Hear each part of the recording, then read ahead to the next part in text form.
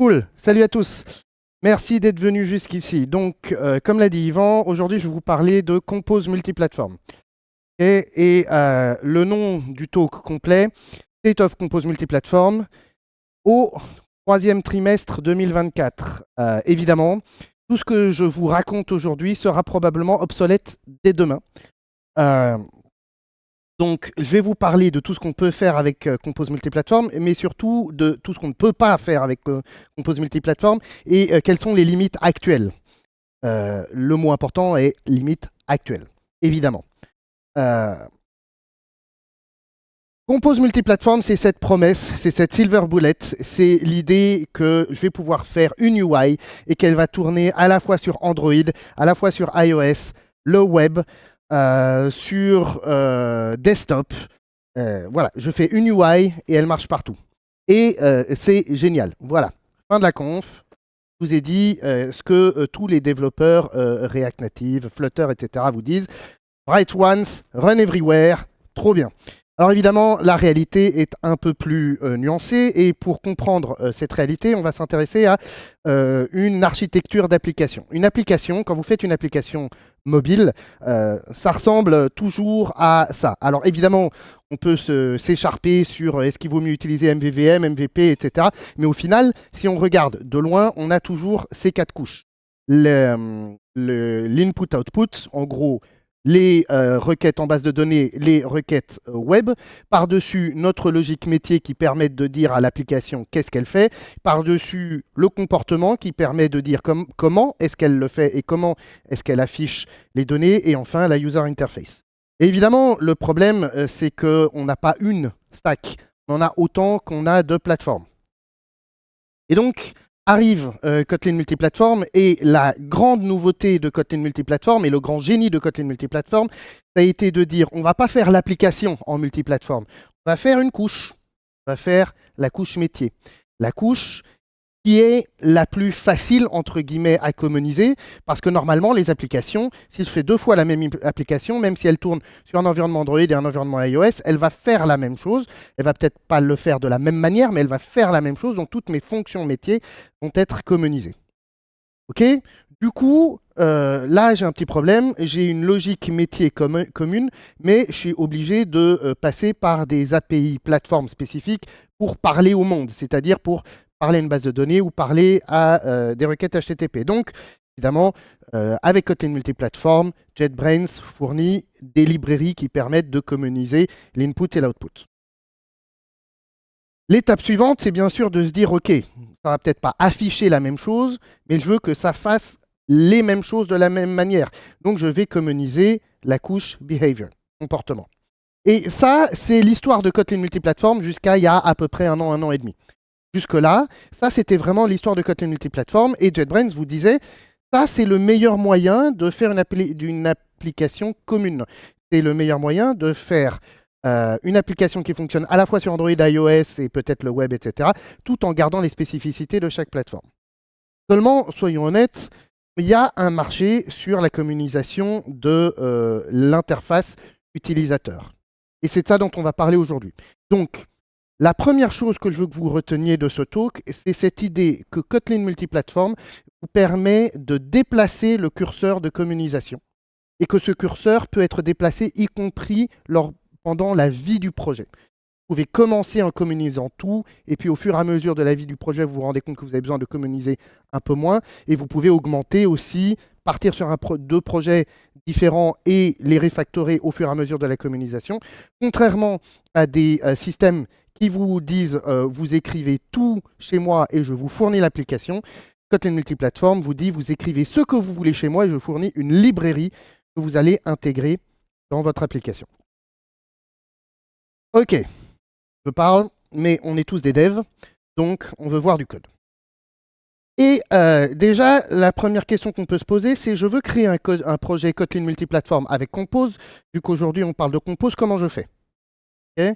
Je vais dans IntelliJ, je fais File, New Project, et là, il n'y a pas Compose Multiplatform. Il n'y a pas vraiment non plus, for that matter, Kotlin Multiplatform. C'est parce que JetBrains fournit un ensemble d'IDE et on ne sait pas forcément sur lequel vous allez travailler. Est-ce que vous allez travailler principalement sur Android Studio? Vous allez travailler sur IntelliJ? Ou est-ce que vous aimez le cutting edge et vous allez travailler sur le nouvel IDE de JetBrains, Fleet? Donc, pour aller plus vite, pour permettre à tout le monde d'utiliser Kotlin multiplateforme avec Compose et pour permettre et pour sortir du cycle de développement de l'IDE, JetBrains vous propose un wizard web. Donc en fait, vous tapez Kotlin multiplateforme wizard dans Google, premier lien, vous arrivez sur kmp.jetbrains.com et c'est comme ça, aujourd'hui, la façon la plus facile de créer un nouveau projet Kotlin multiplateforme avec Compose. Vous allez lui donner un nom, un ID, et puis ensuite vous allez dire je veux qu'il target Android, iOS, le desktop, le web. Et pour iOS, vous allez dire si vous voulez partager le UI ou pas. Et donc comme aujourd'hui on va parler Compose, multiplateforme, on va partager l'UI. Ça va vous fournir un zip.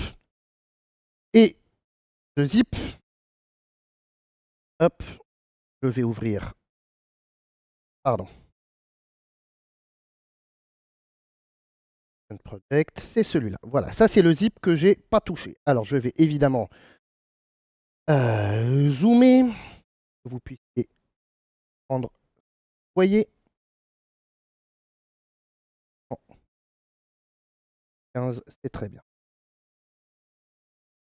Voilà, donc qu'est-ce que vous fournit si jamais vous créez un projet Compose multiplateforme, qu'est-ce que vous avez quand vous l'ouvrez dans IntelliJ ou Android Studio ou whatever?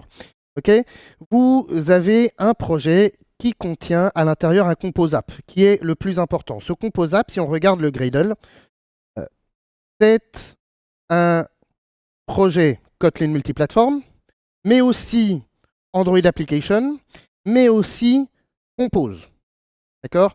C'est les deux et demi, c'est-à-dire que c'est à la fois un projet Kotlin multiplateforme parce que vous allez targeter. Alors moi j'ai créé un projet desktop plus web plus Android plus iOS, et c'est en même temps un projet Android parce que vous allez targeter Android et que JetBrains s'est dit Google gère déjà un plugin Android, pourquoi est-ce que nous on le ferait? Donc on va l'utiliser. Et derrière, c'est de la configuration classique si vous avez l'habitude d'utiliser Kotlin multiplateforme. Il n'y a pas grand-chose de nouveau. On configure les différentes targets, iOS, Android, desktop. On y met les dépendances qu'on pose et on est content. Si je le fais fonctionner avec Desktop Run, pas Desktop Run, c'est Run. Combien de fois je vais me faire avoir? Voilà. Le projet qui vous est proposé de base, c'est simplement avec un petit bouton et des applis et une animation. Là, on est sur du Compose Desktop. Donc, on est sur une window qui a été ouverte par Compose et à l'intérieur, on est sur un canevas classique et Compose va dessiner les pixels exactement comme ce qui se passe sur Android. Mais ça va aussi marcher sur votre browser. Donc vous voyez que là, je suis dans un browser et j'ai les mêmes animations. Alors, c'est Compose. Ça veut dire que si ici, je vais inspecter, la seule chose que je vais voir, c'est un canvas. Parce que Compose dessine tous les pixels comme s'il était sur Android ou sur desktop ou etc. Il n'y a pas de différence. Et c'est notamment pour ça que Compose Web utilise WebAssembly. Techniquement, ça pourrait utiliser JavaScript, et il y a une version qui utilisait JavaScript, mais c'était atrocement lent, parce qu'on le sait, WebAssembly est beaucoup plus rapide, parce que c'est de l'assembleur. Donc, Compose Web ne fonctionne pas sans WebAssembly. Et donc, comme on en a parlé tout à l'heure, ça ne fonctionne pas pour l'instant sur du Safari. Et donc, ça ne fonctionne pas sur du iOS. Mais Apple a annoncé que ça arrivait bientôt. Après, reste à savoir ce que Apple entend par bientôt. Ok, donc on a vu le desktop, on a vu le web, l'application Android, et un petit émulateur qui va démarrer. Et pendant qu'il démarre, ça allait rapidement. Pendant qu'il démarre, on va se poser la question de comment est-ce que ça marche pour iOS. Parce que évidemment, dans IntelliJ, il n'y a rien de ce qu'il faut pour iOS. Et donc c'est ça la particularité. Là, donc sur Android, là je suis sur un Pixel 9 Pro Fold, hop. Ça marche pareil. Sur Android, c'est du Compose classique. Hein. Je ne vais pas vous faire la démonstration de Compose pour Android. On n'est pas là pour ça. Pour iOS, on a une application particulière qui est notre iOS app et qui va être préconfiguré par Apple, enfin par JetBrains, par JetBrains pour runner notre application. Donc en fait, si on regarde en Swift, on a notre Content View. Notre Content View, elle va aller chercher notre Compose View. Et notre Compose View, elle va aller chercher notre Main View Controller qui est dans du Kotlin. Derrière, je peux pas lancer parce que apparemment j'ai mis une mise à jour. Il va falloir que je download et que j'installe la mise à jour. Donc ça ne sera pas pour aujourd'hui. Et ouais, la mise à jour de la mort, c'est pas grave, vous allez devoir me faire confiance, ça marche. Voilà donc un projet Compose. Et ce que vous devez retenir, est-ce qu'ici il y a des développeurs Kotlin Compose Android parmi vous? Ok, il y en a quand même 2-3. Très bien. Ce que vous devez revenir, c'est que si vous faites du Compose Android, vous savez faire du Compose multiplateforme. Il n'y a rien de nouveau. On prend Compose Android, on le met en multiplateforme, ça marche. Ce qui veut dire que par exemple, dans ce bouton qui fait une application, enfin qui fait une animation et qui affiche une image, c'est un bouton avec un on-click show content et le content qui est shown, c'est une image et un texte à l'intérieur d'un animated visibility. Il n'y a rien de nouveau. Ce n'est pas une API spécifique à Compose multiplateforme. On est sur du Compose classique. Ce que JetBrains a fait, c'est qu'ils ont trouvé que Compose de Google, c'était cool et que donc ils allaient le porter. Mais une fois qu'il est porté, Compose, c'est quoi? C'est une manière de dessiner des pixels dans un canevas. Que ce canevas soit web, desktop, iOS ou Android, les pixels seront les mêmes. Et à partir de là, vous avez exactement les mêmes API habituelles avec ce système de compose, ce système de déclarative UI, qui est, clairement une révolution. Hein. Si vous faites encore des vues en XML, je vous plains. Ok. Donc, comme vous pouvez le voir, créer un projet Compose, c'est particulièrement simple. Et le déployer sur différentes plateformes, provided que vous ayez mis à jour Xcode, c'est particulièrement simple. On vous file déjà le projet, vous ouvrez avec IntelliJ, vous ouvrez avec ce que vous voulez, et ça marche. Donc, la question qu'on peut se poser, c'est est-ce que le développeur plateforme est mort? Est-ce que c'est fini? On a maintenant un langage qui est particulièrement solide, robuste, avec un système qui est devenu le système UI officiel d'Android. Donc autant vous dire que je ne vois pas Google l'abandonner demain. On a un système qui est particulièrement robuste, qui permet de déployer partout. Donc la question c'est pourquoi est-ce qu'on ferait encore du développement natif, iOS, Android, web ou desktop? Et pour répondre à cette question, on va revenir à notre architecture en couche. Cette vue, elle est incomplète. Parce qu'en réalité, il y a une couche qui manque. Et cette couche qui manque, c'est l'intégration plateforme. C'est-à-dire que oui, l'input, l'output, la business logic, la behavior, l'interface utilisateur, tout ça, c'est commun. Mais ça n'est que le plus grand dénominateur commun de ce qu'on peut mettre sur une plateforme. En réalité, vous voulez vous intégrer dans une plateforme et les statistiques ont montré que plus on s'intègre dans une plateforme, plus on génère de l'engagement utilisateur. Eh bien, pour ça, vous allez devoir sortir du dénominateur commun et rentrer dans la plateforme. Vous voulez faire des notifications riches, ça ne marche pas du tout de la même manière sur iOS et Android. Vous voulez faire de l'optimisation background, ça ne marche pas du tout pareil sur iOS et Android. Vous voulez faire des widgets sur l'écran d'accueil. De manière générale, vous voulez vous intégrer dans la plateforme, vous pouvez oublier le code commun. Et ça, c'est normal, c'est attendu. Et c'est aussi pour ça que Kotlin multiplateforme est, à mon sens, la seule technologie aujourd'hui qui est légitime à faire du multiplateforme, vu que c'est la seule technologie qui vous fournit une librairie et pas une application. C'est la seule technologie qui vous dit, voilà le code commun que vous compilez. Au lieu de vous donner un APK pour Android et un IPA pour iOS, je vous donne un AAR pour Android, je vous donne un point framework pour iOS et vous allez intégrer ça dans votre application. Et ensuite, vous allez effectivement compiler votre application avec les outils natifs. Peut-être que vous ferez rien de spécifique et vous aurez 100% de commun, et peut-être que plus tard ou maintenant, vous allez avoir besoin de mettre du spécifique. Et donc, pour faire ces intégrations plateformes qui sont, à mon sens, la marque d'une application de qualité, vous devez continuer à être expert de la plateforme. Donc, mon discours aujourd'hui n'est absolument pas de vous dire, vous connaissez Android, vous êtes dépassé. Pas du tout. Votre connaissance d'Android ou d'iOS ou de la plateforme desktop ou de la plateforme web, elle est très pertinente. Parce que ça va bien au-delà juste de savoir faire une application. C'est savoir faire une application pour la plateforme. Et d'ailleurs, on peut se dire aussi qu'une interface utilisateur commune, c'est bien, mais que chaque plateforme, surtout iOS et Android, propose leur propre langage de design. Et donc, personnellement, j'ai un Android. Si j'ai une application qui ressemble à de l'iOS, dans le meilleur des cas, je la désinstalle. Mais si jamais j'ai une mauvaise journée, je vais me déchaîner sur le store. Donc, j'argumente qu'avoir une interface utilisateur commune n'est pas toujours la bonne solution.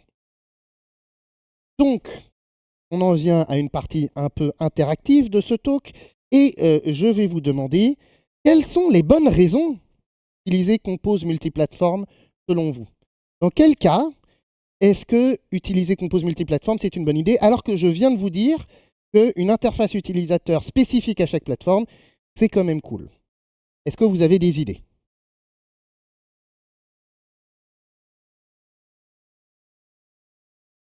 Allez-y, n'ayez pas peur. Une application interne, t'en fais pas, je répète. Une application interne. Eh ben, je suis tout à fait d'accord avec toi. C'est le point numéro 3. Une application interne ou une application de présentation de données. Il faut savoir qu'il y a une très grande, il y a un très grand nombre d'applications qui ne sont jamais déployées sur les stores parce que ce ne sont pas des applications qui sont à destination des particuliers. J'ai réalisé dans ma courte encore carrière des applications pour des professionnels de l'immobilier ou d'autres secteurs qui n'avaient absolument pas lieu d'être sur le store mais qui étaient spécifiques à leur demande. Ces applications-là, si elles ne ressemblent pas exactement à Material ou pas à Cupertino, si elles sont agréables à utiliser, on s'en fout. On n'a pas besoin de faire une application qui est intégrée dans le système parce que c'est des applications qui sont centrées sur la data et pas sur l'expérience. Donc, très bonne réponse. D'autres idées?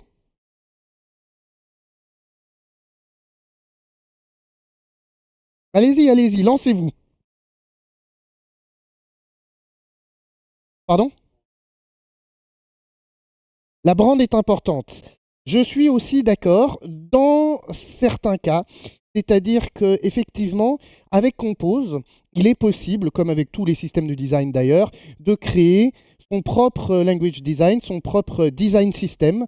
Et à ce moment-là, si ça ressemble plus du tout à de l'Android et que ça ressemble plus du tout à de l'iOS et que c'est ce qu'on veut, ben, ça a du sens. Je connais au moins une application bancaire qui a investi massivement dans leur design system sur Compose et qui a décidé de passer sur du Compose multiplateforme, y compris sur iOS. Et ça choque personne parce que ça n'est pas du matériel, donc c'est quelque chose qui leur est vraiment propre. Et dans ce cas-là, effectivement, si on a décidé par notre thème de s'affranchir de la plateforme, ça a du sens. D'autres idées?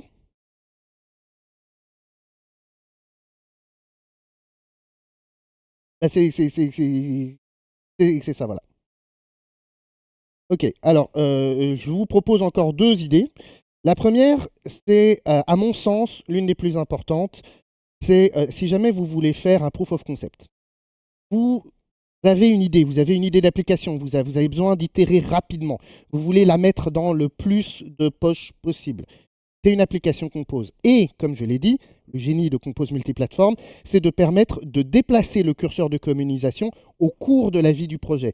Vous pouvez commencer par une interface Compose et lorsque vous aurez réuni les fonds, la certitude que ça marche et que vous voulez vous investir dans le projet, à ce moment-là, vous pouvez réduire le curseur de communication de manière progressive et intégrer petit à petit les écrans en SwiftUI.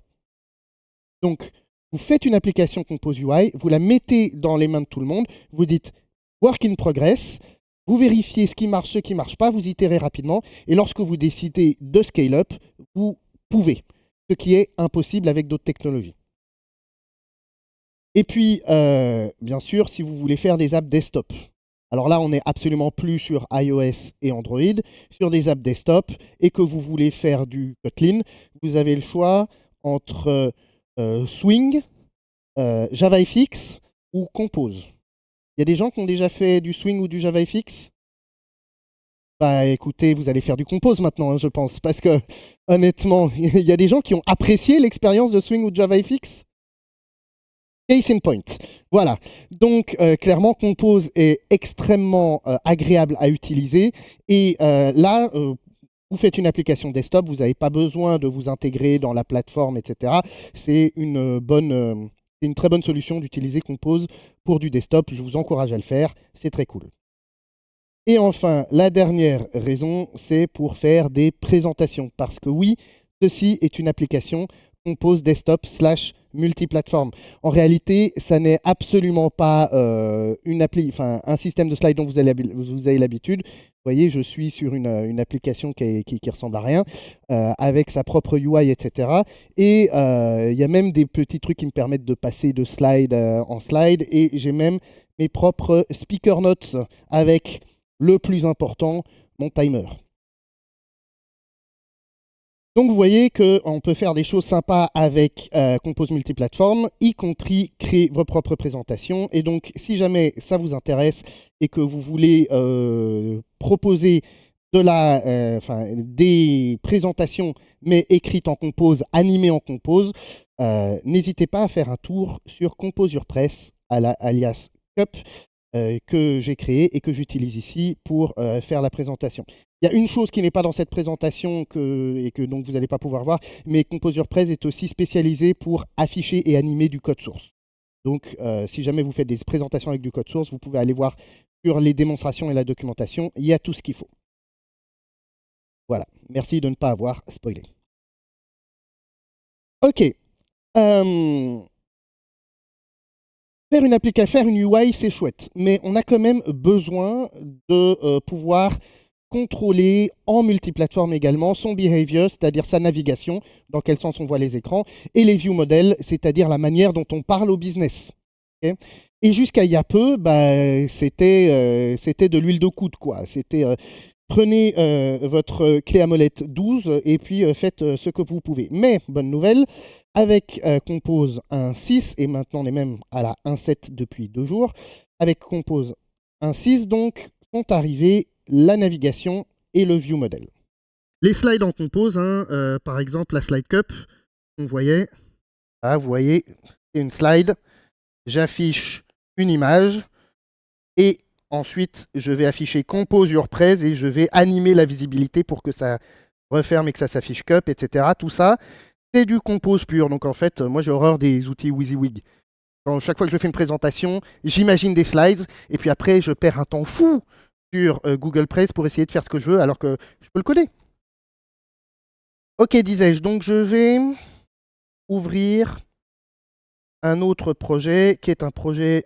je crois que je l'ai fait avec Fleet, celui-là. Fermez ça, fermez ça. Voilà, et là, vous voyez qu'on a une application comme tout à l'heure. Une application comme tout à l'heure avec un navhost cette fois-ci. Donc si vous faites du Compose et que vous utilisez le système de navigation de Jetpack, pareil, vous êtes à la maison. Vous n'apprenez rien de nouveau. Okay, pour les autres, en fait, on crée des data classes qui représentent nos routes et on va utiliser un nav controller pour contrôler la navigation au sein d'un navhost. À l'intérieur de ce navhost, je définis mes routes à l'intérieur de composables. Là, j'ai 2 routes, une home route et une hello route. Et 2 pages qui vont être affichées, ce sont des fonctions compose. Hop, ici, home page et ici, hello page. Voilà. Donc je vais run et je vais run l'app desktop parce que c'est celle qui est la plus rapide à compiler et à exécuter. Donc là, qu'est-ce que j'ai actuellement? J'ai mon projet tel que vous l'avez vu, mais simplement ce que j'ai rajouté, c'est que si je clique sur l'image, ça me navigue, et si je fais retour, ça revient en arrière. D'accord? Rien d'exception. Wow. Et ça marche en multiplateforme. Le plus intéressant, là, c'est surtout de se dire que ça marche sur Android, iOS, desktop, etc. Et que vous avez une librairie de navigation classique que vous pouvez utiliser et gérer votre navigation au sein de votre application. Pour ce qui est des ViewModel, si vous faites de l'Android, vous connaissez probablement les classes ViewModel qui héritent de ViewModel. Sinon, c'est simplement une classe qui va survivre éventuellement au redémarrage de l'application, enfin au redémarrage de l'activity, enfin de l'écran, si jamais il y a des choses qui changent. Si jamais, par exemple, à tout hasard, vous ouvrez un foldable, ou si vous simplement retournez votre écran, ou etc. Et donc, ça permet d'avoir du code qui va survivre au changement d'UI et continuer à y être branché. Là, j'ai créé mon petit ViewModel, tout simple, et qu'est-ce que je fais? Quand je lance le ViewModel, j'attends 3 secondes, et après 3 secondes, je émets dans un mutable stateflow le texte hello name, name qui est un paramètre passé à ma ViewModel. Et donc, mon display text, hein, c'est un stateflow de string nullable, par défaut, c'est nul, et au bout de 3 secondes, mon flow va émettre hello name. Ok. Donc, on va le coder en direct pour que vous vous rendiez compte à quel point c'est facile. J'ai besoin d'un ViewModel. Je vais faire val vm égale ViewModel. Et là, je vais créer mon ViewModel. Je l'ai appelé HelloVM. Voilà. Juste en faisant ça, vous avez... Ah oui, il faut que je lui passe un name. Et ça tombe bien, à la Hello Page, je lui passe un name. Donc, je lui passe un name. Juste en faisant ça, vous avez un ViewModel qui va fonctionner aussi bien sur Android iOS Desktop et qui va se brancher à la UI et résister au rechargement de cette UI. Bon, maintenant que j'ai mon VM, j'ai besoin d'accéder au display text. Donc je vais faire un val display text by, et donc c'est dans vm.displayText qui est un stateflow. Et donc comme je veux le consommer dans Compose, je vais utiliser l'extension qui m'est fournie par Compose qui s'appelle collectAstate, qui me permet de récupérer la dernière valeur. J'ai mon display text, et bien maintenant, dans ma box, au lieu d'afficher le texte, je vais dire si mon display text est nul, je vais afficher un circular progress indicator. Voilà. S'il n'est pas nul, je vais afficher mon display text.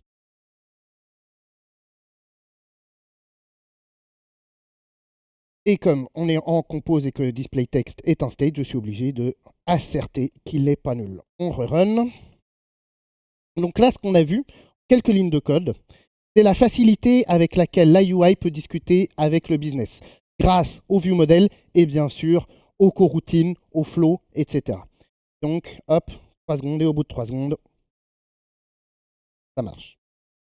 Voilà, je ne vais pas rentrer plus loin que ça dans cette démonstration, mais juste, voilà, sachez que tout est fait pour, si vous connaissez Android, que vous vous sentiez à la maison sur Compose multiplateforme, et que 2, si ce n'est pas le cas, ça soit quand même des API qui sont particulièrement efficaces et agréables à utiliser et simples à comprendre. Il faut voir que toutes ces API qui sont initialement créées par Google pour Android et qui ont ensuite portées aux multiplateformes ont bénéficié de 10-15 ans d'existence d'Android. Et donc, on arrive à des API qui sont très agréables à utiliser et qui fonctionnent sur iOS et Android.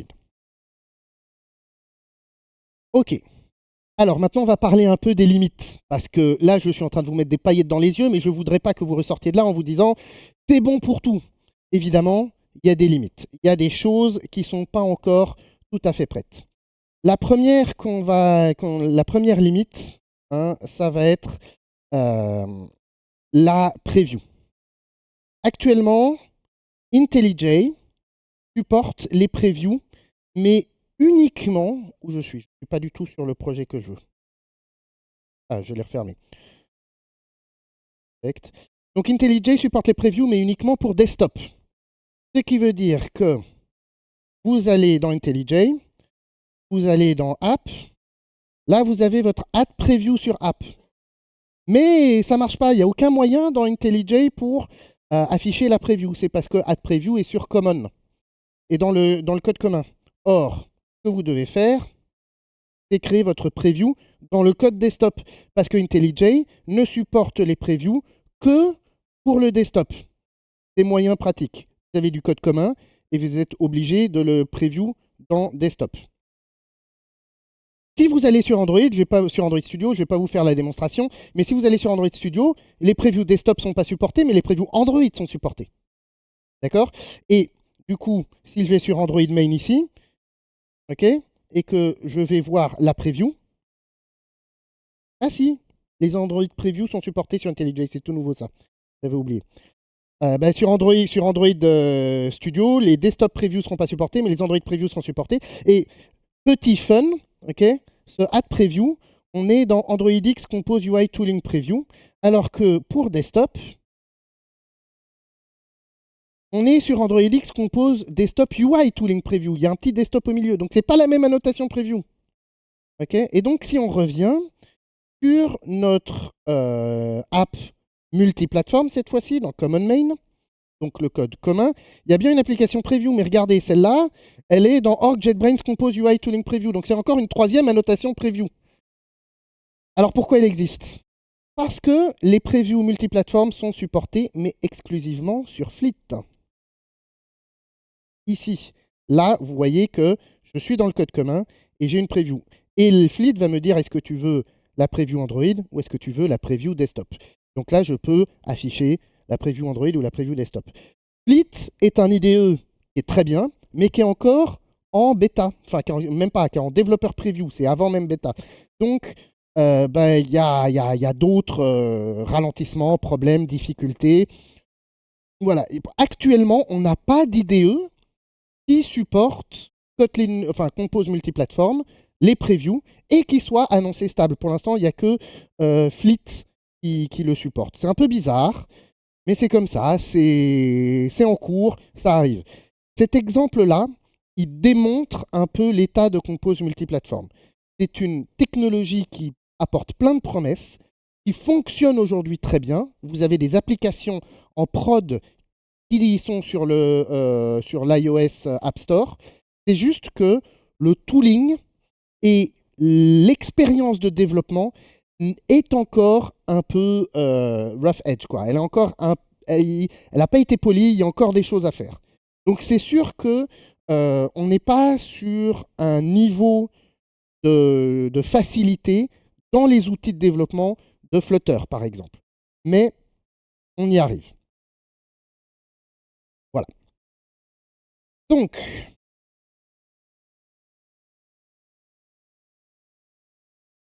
hop, on va repasser en mode 2 écrans. Voir mes notes. Donc, quelles sont les limites? Il y en a quand même 2-3. La première limite, et qui pour moi est importante dans le cadre de Compose multiplateforme, c'est qu'il n'y a pas de look and feel iOS. Ça veut dire pour moi que Compose multiplateforme ne devrait pas être utilisé pour des applications en production sur l'iOS App Store, sauf si vous investissez massivement dans un design system. Encore une fois, j'ai un Android, si jamais j'ai une application qui utilise Cupertino, ça me met en rogne. Et il est légitime pour les développeurs, enfin pour les utilisateurs iOS qui sont, dont on va dire leur langue maternelle de design quand ils utilisent leur téléphone, c'est Cupertino, il est légitime de s'adapter à ce système. Si on prend un concurrent, à tout hasard Flutter, Flutter a fait les choses de manière suffisamment intelligente pour rajouter du iOS look and feel lorsqu'on compile sur iOS. Par exemple, les animations de passage d'un écran à un autre, elles sont iOS. Même si Flutter fait la même chose que Compose, c'est-à-dire dessiner des pixels, ils ont adopté le langage iOS. Compose multiplateforme ne fait pas ça. Alors, je serais bien en peine de vous dire si Compose multiplateforme fera ça, mais en tout cas, pour l'instant, non. Ce qui renforce pour moi l'idée que Compose multiplateforme, c'est une excellente idée si vous faites des applications professionnelles, des proof of concept ou des applications sur lesquelles vous investissez dans le design system, mais pas forcément des applications qui vont aller en production sur l'App Store. Et ma conviction, mais elle m'est très personnelle, c'est que vous aurez toujours plus d'engagement si vous respectez vos utilisateurs. Et donc, je ne suis pas fan mais ça m'est encore très personnel, de l'approche de faire un design system et d'avoir quand même du compose des deux côtés. Parce que même quand on a un design system qui permet à l'utilisateur de savoir qu'on est sur une application de notre marque, on peut intégrer des éléments qui sont spécifiques à la plateforme pour que l'utilisateur se sente chez lui. Donc, ma conviction, c'est que Compose multiplateforme devrait être targeté au proof of concept ou aux applications professionnelles. Sachant encore une fois que les proof of concept sont un excellent use case parce que vous allez pouvoir réduire le curseur de communisation, faire là maintenant tout de suite rapidement avec Compose une application multiplateforme et ensuite dans un deuxième temps pouvoir investir dans des skills SwiftUI et de l'intégration dans la plateforme. Soyons honnêtes, les développeurs Swift n'aiment pas Kotlin multiplateforme. Et c'est pas que une histoire de crèmerie, c'est aussi, et Yvan en parlait, parce que Kotlin n'interagit qu'avec Objective-C. Et donc, effectivement, il y a des choses qui existent en Kotlin et en Swift, comme par exemple les interfaces génériques, qui n'existent pas dans Objective-C. Donc vous faites une classe générique, une abstract classe générique, pas de souci. Si vous faites une interface générique, en Swift, ça va devenir une interface non générique avec des NI partout. Pourquoi? Parce que Objective-C ne supporte pas ça. Alors, JetBrains a annoncé travailler sur le sujet. Et ils ont annoncé le travailler de la manière la plus JetBrains qui soit, à savoir, c'est pas satisfaisant, hein. Donc on va arrêter de développer ça, on va arrêter de l'améliorer. Donc vous allez vous contenter de quelque chose de pas satisfaisant pendant 2-3 ans, le temps qu'on développe quelque chose de super cool. Ça s'entend parce que il faut bien mettre les ressources quelque part et toutes les ressources qu'on met à améliorer un système qui n'est pas satisfaisant ne sont pas déployées sur le développement du système satisfaisant. Mais ça veut dire que, en tout cas, pour l'instant, on est limité à ça et JetBrains a annoncé ne pas améliorer ce système. Donc tant qu'on n'aura pas le nouveau système, on connaît toutes les limites avec lesquelles on doit travailler. Et clairement, les développeurs iOS et Swift ne sont pas heureux quand on leur parle de Kotlin multiplateforme. Et je le répète, à raison. Il n'y a pas de réflexion. Et donc ça, c'est pas une limite de compose multiplateforme, c'est aussi, comme le point précédent, une restriction de Kotlin multiplateforme. Alors là, comme ça, vous vous dites, il n'y a pas de réflexion, on s'en fout. Ok. Sauf que vous ne vous rendez pas compte le nombre de librairies que vous utilisez qui utilisent la réflexion. Vous faites de la sérialisation, vous faites du logging, vous faites plein de choses. Tout ça utilise la réflexion. Ça nous semble logique. Et d'ailleurs, pour Swift, ça utilise aussi la réflexion, hein. Donc, ça nous semble acquis, ça nous semble logique. Sauf que d'un seul coup, on veut faire de la sérialisation en JSON et il n'y a plus de réflexion. Donc, il faut appliquer un plugin, faire générer des sérialiseurs à la compilation. Tout ça est pris en charge pour vous par Kotlin X Serialisation. Sauf qu'évidemment, ça rajoute des étapes de compilation, ça rajoute des points d'achoppement. Donc forcément, c'est moins facile que utiliser, je ne sais pas, Moshi ou JSON.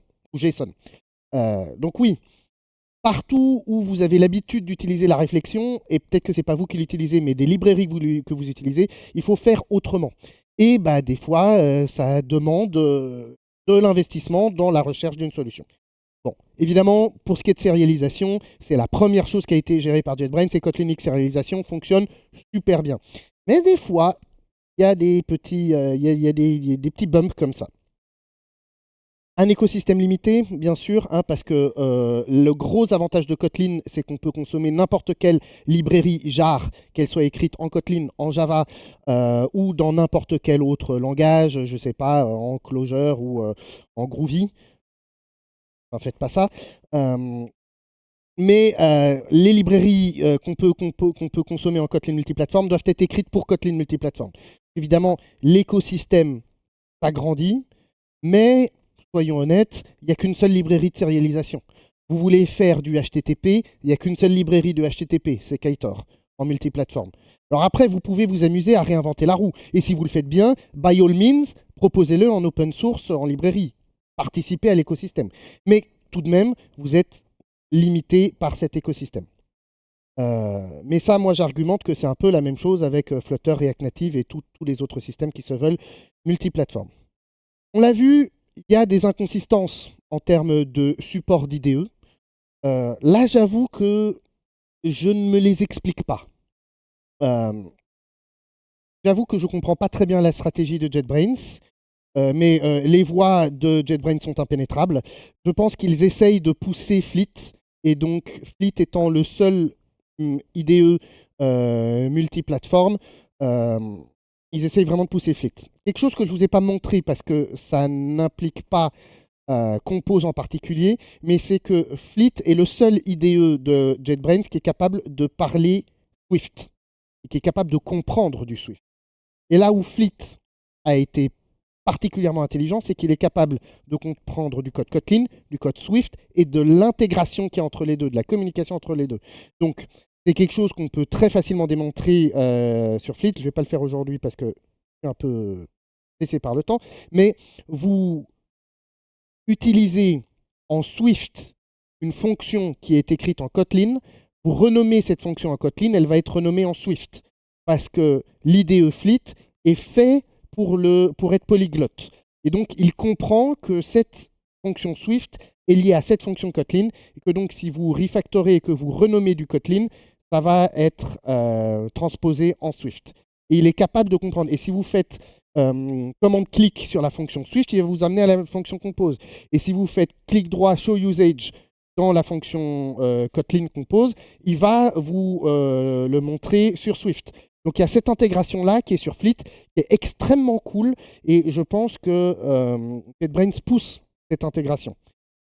Mais en attendant, c'est vrai que si vous allez sur le ticket les previews multiplateformes ne sont pas supportés dans IntelliJ et que vous scrollez les commentaires, il faut être accroché parce qu'il y en a qui déversent leur rage, quoi. Les gens ne sont pas contents. Je pense que JetBrains est au courant, mais il doit y avoir une grande stratégie derrière.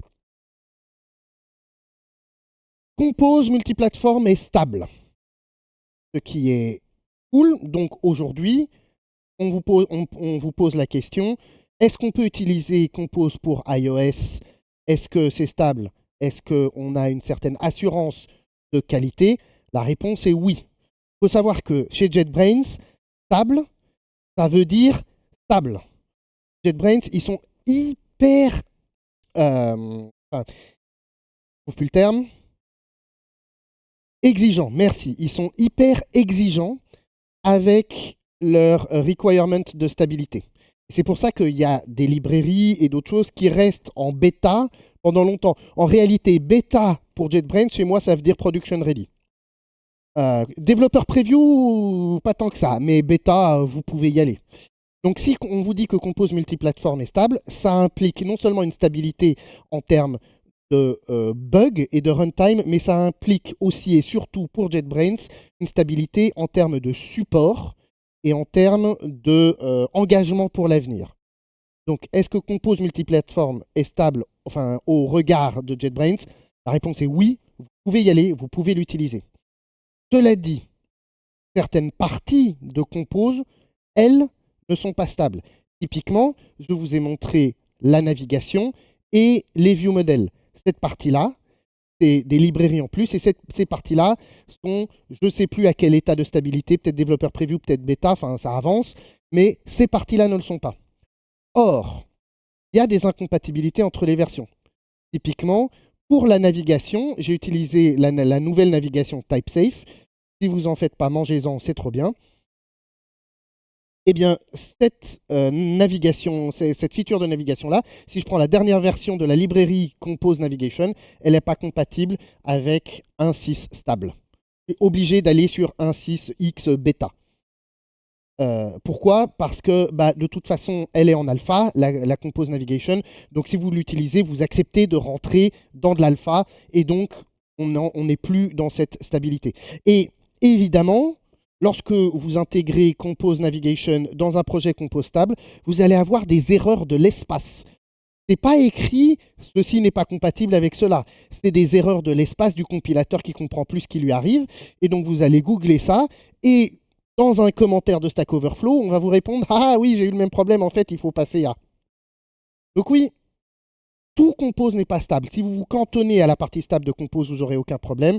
Si vous allez chercher la navigation, les view models, etc., tout ça fonctionne très bien et on l'utilise en prod. Simplement, sachez qu'on est encore dans ce manque de polissage de l'outillage.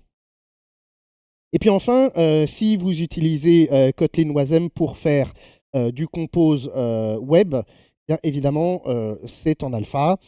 Donc, ça veut dire que ça marche la plupart du temps, que ça ne marche pas sur Safari, etc., etc. De plus, vous avez vu que Compose Web, via WebAssembly, c'est un grand canevas dans lequel Compose dessine. D'accord ?